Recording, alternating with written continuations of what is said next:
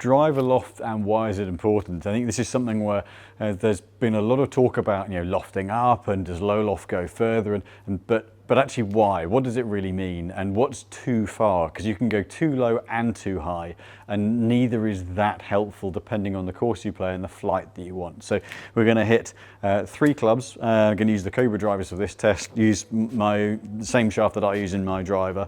I'm going to go in the 9 degree in its lowest loft, 10.5 in standard, and 12 degree in its highest loft, and look at what are the differences and why might, in some instances, it benefit someone to be one side or other, but what are the pitfalls as well, and why it's important to get it right.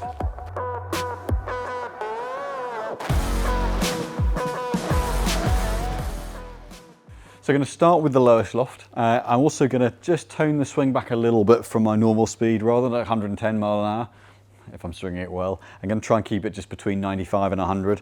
Try and keep that club speed as constant as possible, and just see what that does to ball flight and how it affects how the low loft, mid loft, high loft, or too high and too low will affect ball flight and performance. And what is too low and too high will vary for every single player. It will be different for every single player as to what too low and too high is. Some players you can't actually go too low or too high based on what your natural ball flight is, but this is really to try and explain the pros and cons of going on the lower side of loft or the higher side. So put a nice comfortable swing on, hopefully sat just below 100 miles an hour.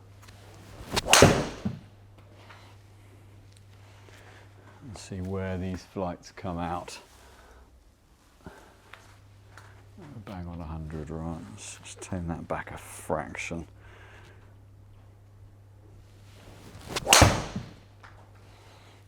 Solid hit. So not looking to do anything with my action other than just tone the speed back a little bit, still looking to be kind of neutral. I hit up on it just a little bit and try and keep that flight as square as possible, so there's no influence, as little influence from my swing delivery on the flight as possible.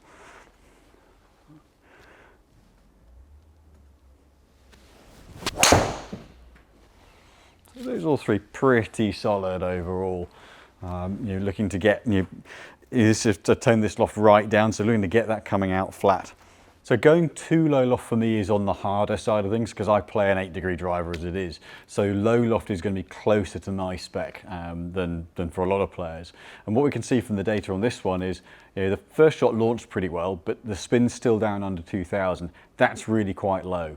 And anytime if you haven't got very high ball speed, so by that we're looking at kind of 155, 160 miles an hour plus, i.e. club speeds of 105 miles an hour plus, the low spin, that can really then start to hurt you. From even within these 3 shots here, you see that the first shot launched the highest, and that one's got comfortably the most carry, even though it's a low spin. The next one launched a little bit lower. The second and third shots are probably more along the more neutral side on launch. And we can see where the second shot's 15 yards less on carry, even though the ball speed is 1 mile an hour more. So that really shows the pitfalls of playing too low in loft. You're always going to get, as long as the ground's helping, you'll get run out from the ground. You'll get help from the ground. So it's going to hit the deck and run out hard. But the pitfall is in the carry distance, is that compromise on carry. If I put the screen on the averages here for this, looking at the optimize here, this screen, we've got, you can see with that spin and launch sat down, the launch angle is okay, but the spin sat underneath. And based on what optimal is for that set of swings, we're losing 10 yards of carry. Now it makes it up along the ground. So if you're playing in the UK or you're playing on the seaside or on a hard, fast running course, you can get away with a little bit of a lower flight because you're going to make it up along the ground. If you're playing in Florida, Arizona, a more carry-based situation where the ground's soft and you don't get as much run out, then this really isn't a good setup for you. Or wintertime in the UK, you lose that benefit of the help from the ground. So keeping that ball flight up and keeping the carry, really, really important. So let's move up to the next loft, see what happens there. So moving up to the 10.5 degree head, this is the mid loft in this set of 3. So exactly the same head style, exactly the same positioning of the weights, just that loft going up. I'm going to keep the swing speed the same, the delivery the same, and see where that takes the launch and spin and the carry, and how that's going to affect the overall performance of the club for this particular set of swings.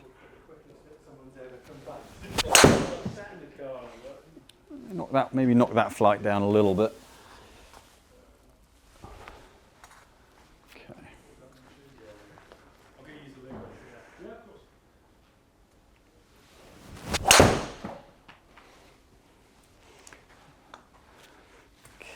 Let's give that one more there. Very solid on club speed, okay.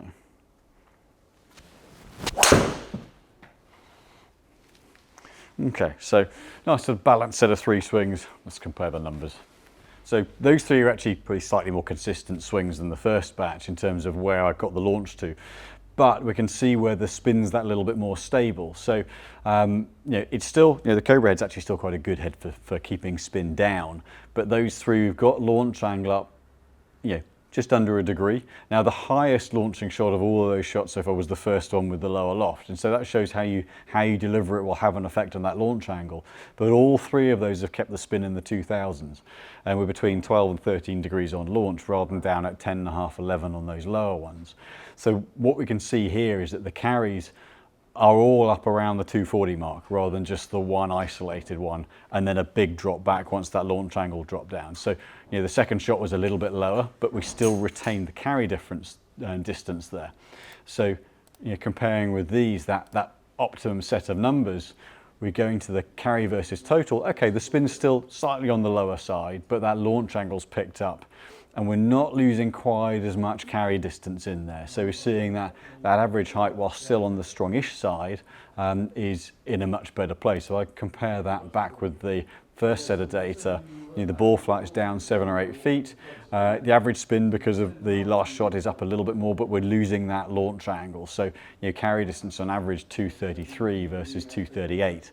So pushing the loft up a little bit has just meant there's a more consistent pitch of flight, but we don't have that kind of knuckle off. And that's really one of the key things. So for me, I need a lowish loft anyway, so the low loft setting wasn't too bad. But taking the loft up a little bit, more consistent flight, more consistent carry distance, most importantly. And we haven't lost total distance for those. Ball speed was only half a mile an hour difference. So there's a gain of 3.5 yards on total distance, but a gain of 5 or 6 on carry. So we'll take the loft a little bit further and go to the high extreme. So looping around the final one, the 12-degree head lofted up a little bit. Again, weights in the same place, same model, series of head, same shaft. So taking the loft up that little bit further, what do we then see? So this is going to be the pitfalls of if we go up too high, what do we see in terms of ball flight and end result on course? Maybe a little high on the face, which popped it up, but you can immediately see the height that's hitting the screen.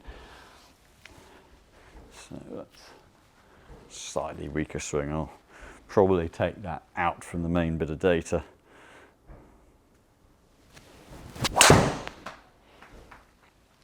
Yeah, so noticeably higher up the screen in terms of ball flight. Immediately visible.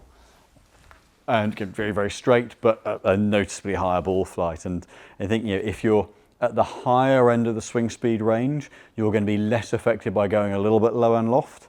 And if you're at the lower end of the swing speed range, going too low in loft is going to negatively affect you more. That's something I'll come back to when we summarise all the data. Let's give this another hit.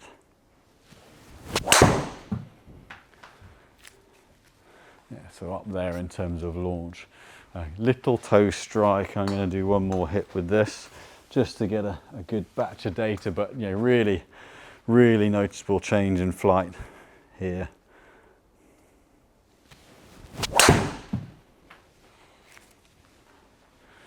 So yeah, big change in launch angle there, and see the numbers. So for me, where low loft is better than high loft, going too high in loft, there's a really dramatic shift. And this is where it will vary a little bit player to player as to which side of the loft line is more damaging than the other. So for me on these batch of shots, so that first one wasn't a great contact, but we can see where on these ones, the launch angle's really shot up. I'll scroll down the screen here just to go back and say, well, we've got a 1 odd degree difference in launch angle between the first 2 loft changes. This one's now up at best part of best part of 4. Now the first one was a missed strike. That one popped right up to 17 degrees of launch. So I'm actually, for the purpose of using representative data, I'm going to take that out of the averages here, because it's not really giving a fair representation because it wasn't a great contact. But what we can see between these two now is there's gone from 12.5, let's say between 12.5 and 13 on average on the launch angle. For those three, there was one that pulled that average down a bit. We're now up at basically 16. So there's a much bigger shift in launch angle differential by going, for me, if we're going too high. What we can also see here is a dramatic drop off in ball speed. So even the best contact here is 2 or 3 miles an hour less, 4 miles an hour less than the best contact with the lower loft. So any slight miss, because of that excessive loft, what happens is if it strikes here, you get a bit of give of the face, but there's more energy going up. You're losing energy and ball speed through the ball launching too high. So you get less forward momentum, less ball speed. And so what we're seeing is a 20-odd% higher launch angle, maybe slightly more.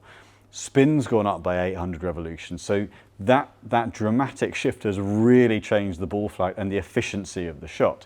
So noticeably higher on launch and spin.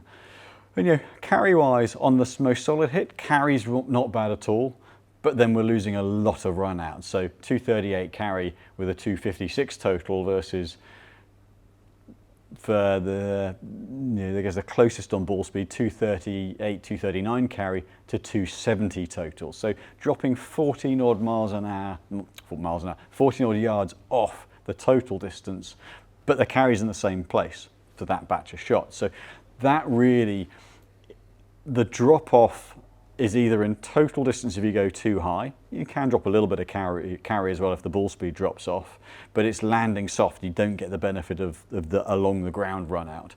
If you go too low in loft, the ball runs out and gets a good total distance, but drops the carry back. So if I look at the summaries here, actually I'll go into, for the average of those batch of shots, I'm going to go into that optimizer screen.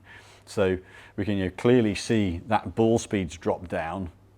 Spin's okay, proportionally, but the launch angles pop way up. And what that's done is it's lost just a little bit of carry distance, but then we're really seeing a tail back on total. So the run out distance is really negatively affected by going too high in loft. So looking at the averages of those 3 sets of data with the 3 different lofts, we're looking at carry distances that don't shift a vast amount, top to bottom. But it's the run out total. That massive drop off on the going too high in loft, you're just losing distance. The carry's okay, but it's essentially it's going back towards more of a 3-wood performance for me. Too low in loft, get decent run out, lose a few yards, but drop off the carry. Now, if we drop club speed down from where I am at 99, 100 miles an hour, we drop that down another 10 miles an hour, what you're going to see is the carry distance drop off. If you're low in loft, that's going to fall through the floor. And actually the maintenance of good carry distance and maybe not losing quite as much of the run out element on going a little bit too high, that's going to soften off a little bit. So the shift changes. The lower you go in club speed, a little bit too high, you actually maintain quite a bit of the distance, and a little bit too low and the carry falls through the floor. So getting that balance of loft and head style to get the balance of spin right, but getting the loft in the right setup, it gives you a really good balance of both carry and total distance. So you might find someone on a British Links course preferring that low flight because they're less worried about the carry, but it's got to go through wind. And as long as you don't lose more than 5 or 7 yards carry, you're getting the chase through and you're going through the wind. You play someone with very soft turf, or say winter golf here, where you lose the run out, then you've got to make sure you're getting the distance through the air to get consistent yardage, because if it falls out too low, you lose carry and then it's going nowhere. And you need to be able to rely on maybe carrying a bunker or carrying water, or just maximizing your through the air distance, and then the higher flight is in the better place. So this will vary player to player. This isn't going to be exclusively what you see for my data here is going to be exactly the same for you, but that relationship between going too low and losing carry and too high and losing run out, that absolutely will track across every single golfer there. So hope that explains that a little bit about the dynamics and the different launches and spins depending on the golfer we see in the bay that we're trying to look for. So any questions you've got, please put them in the comments, and we'll always try and reply as quickly as possible to any of the questions you have. Hope you liked the video, and see you again soon.